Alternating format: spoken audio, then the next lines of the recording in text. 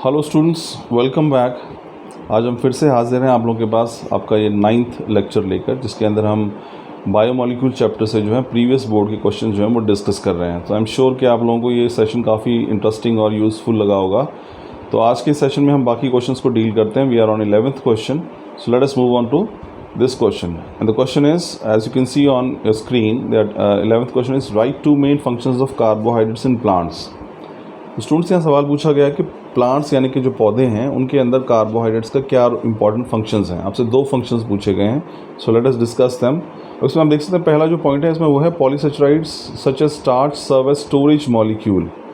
तो पौधों के अंदर आपको पता है कि स्टार्च जो है एक रिजर्व फूड होता है। रिजर्व फूड मतलब ऐसा फूड जो कि प्लांट्स जो हैं वो फ्यूचर यूज़ के लिए बचा के रखते हैं। रिजर्व का मतलब ही यही होता है। तो पॉलीसेकेराइड्स हैं जो कि कार्बोहाइड्रेट होते हैं, वो स्टार्च होता है पौधों के अंदर, और स्टार्च जो है that acts as a storage molecule. तो वो उसको स्टोर कर लेते हैं। जितना भी ग्लूकोज बनता है एक्स्ट्रा, वो प्लांट्स के द्वारा स्टार्च में कन्वर्ट करके पत्तों में ही स्टोर कर लिया जाता है। तो फ्यूचर में कभी भी अगर ज़रूरत पड़ती है ग्लूकोज की, तो इसी स्टार्च से पौधे जो हैं वो ग्लूकोज प्राप्त कर लेते हैं। तो पॉलीसेकेराइड्स जो कि स्टार्च इसका एग्जाम्पल है, वो पौधों के अंदर एक स्टोरेज मॉलिक्यूल के रूप में काम करता है।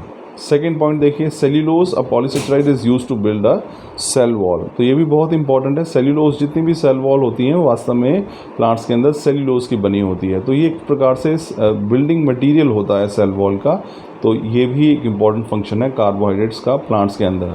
तो प्लांट्स के अंदर स्टार्च होता है जो कि पौधों का रिजर्व फूड है, और प्लांट्स के अंदर सेल्यूलोज भी होता है जो जिससे कि इसकी सेल वॉल की फॉर्मेशन होती है।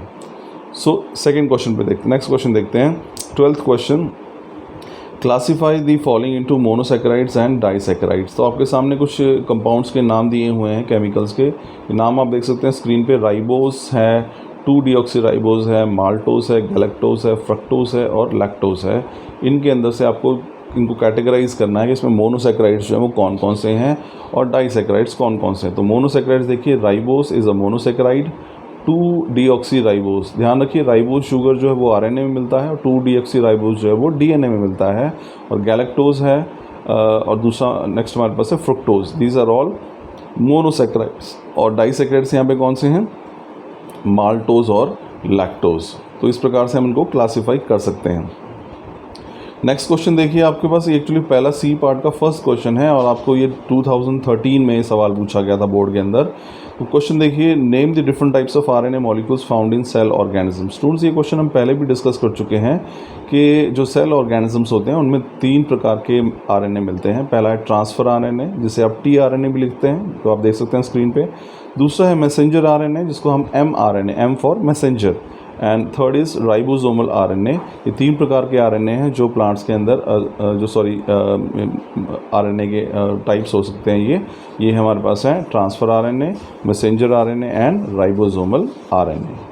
चलिए सेकंड क्वेश्चन में बढ़ते हैं students. Write two main functions of carbohydrates in plants, ये हम अभी पढ़ चुके हैं।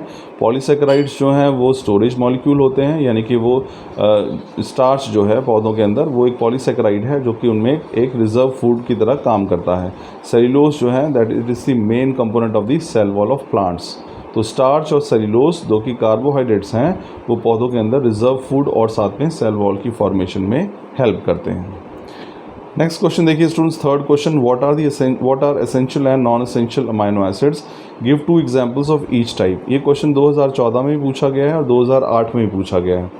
अब देखिए एसेंशियल अमाइनो एसिड्स हमने अगर बात करें तो हमारे पास अमाइनो एसिड्स 2 तरह की कैटेगरी में हो सकते हैं। One is called the essential amino acids और दूसरा है नॉन एसेंशियल अमाइनो एसिड्स।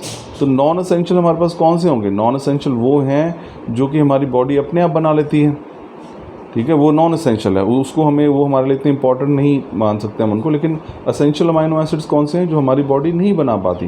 तो टोटल 20 अमाइनो एसिड्स हैं हमारे पास, जिसको हम जानते हैं। 20 में से 10 अमाइनो एसिड्स हैं जो हमारी बॉडी खुद ही सिंथेसाइज कर लेती है। तो चूँकि खुद ही बना लेती है तो हमारी बॉडी को उनकी ज़रूरत नहीं पड़ती बाहर से, तो वो कहलाते हैं नॉन एसेंशियल अमाइनो एसिड्स। और वो अमाइनो एसिड्स जिनको हमारी बॉडी नहीं बना सकती और हमें अपने डाइट में लेने पड़ते हैं, they are called essential amino acids. चलिए अब आंसर देखते हैं क्या है।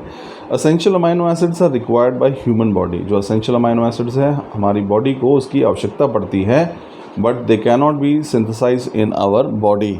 दे cannot be synthesized in our body, यानी वो हमारी बॉडी में बनते नहीं हैं। और फिर क्या, they must be taken through food. अब चूँकि वो हमारी बॉडी में बनते नहीं हैं और हमारी बॉडी को उसकी ज़रूरत है, तो वो हमें उनको खाने में यानी अपनी डाइट में लेना पड़ता है। They are called essential.